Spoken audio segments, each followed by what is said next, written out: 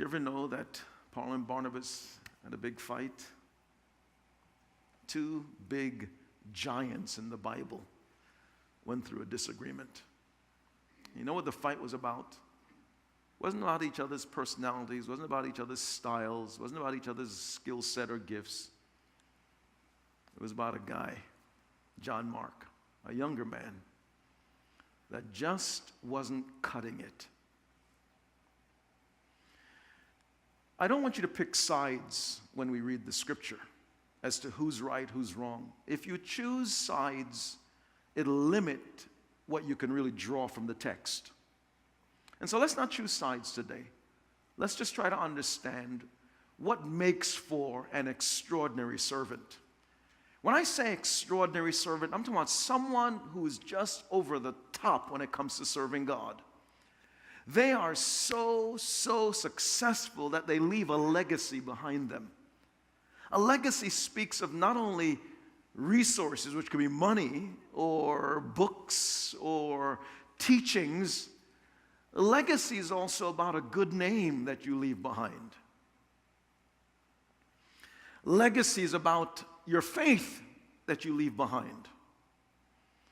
Most of you knew that or know that I was born in Jamaica, West Indies, and I left when I was 8 years old to come to the States. I returned for the first time when I was 12 years old when my paternal grandfather passed away. And I don't recall ever meeting him prior to that time. And here I am now, a 12-year-old.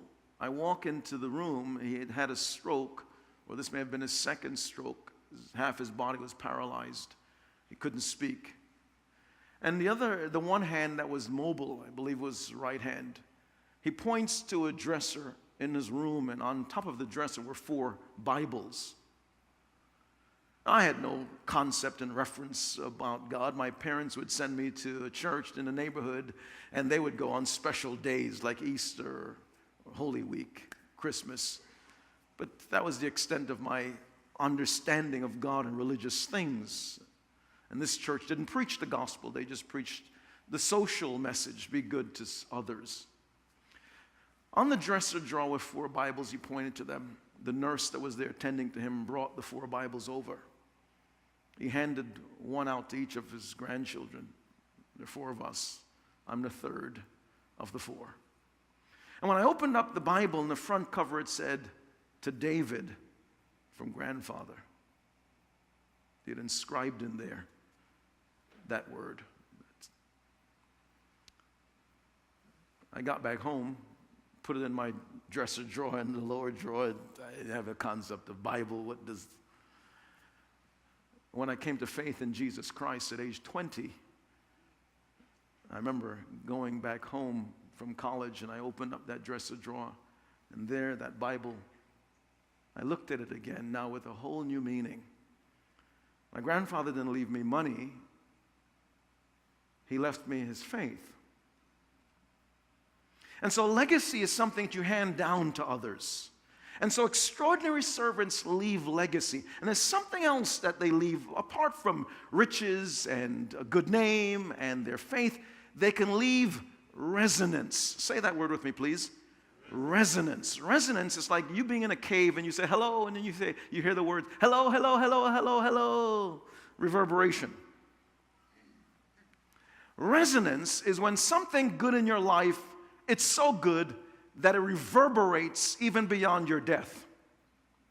And so I'd love to be able to say of me and of you and each of us in this room today that we have been and we are striving to become such extraordinary servants of God that there's resonance with our lives.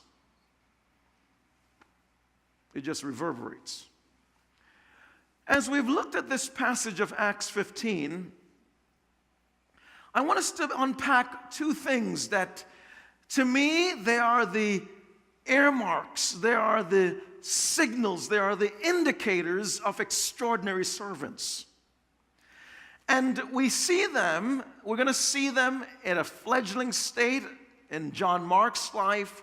We're going to see them robust in Paul's life and in Barnabas' life. They're big. And the first of which is extraordinary servants are purpose-driven.